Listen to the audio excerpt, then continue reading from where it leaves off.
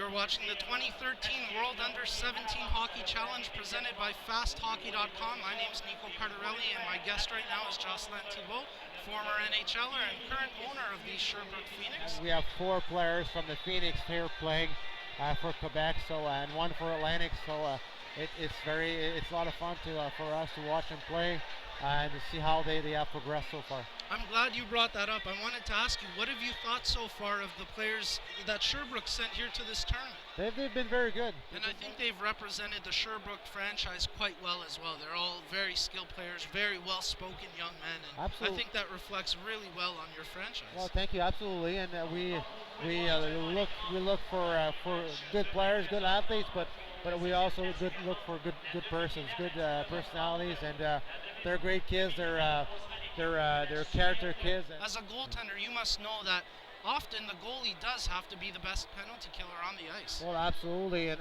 on the moments we're referring to, I thought that you're right, absolutely right. He was the best penalty killer. He made a couple of very important saves.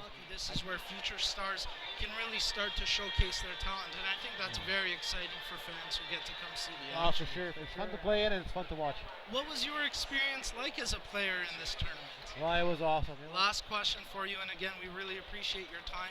You were a player in the NHL. You're now on the side of ownership, so I'm really curious. Has your perspective on something like the lockout changed at all now that you're on the ownership side of it? It has changed quite a bit. I understand more the dynamics of the game as far as the financial side of things. And Jocelyn, I'd really like to thank you for your time. This was a big thrill for me, and we'll be back with the third period in just a moment on FastHockey.com.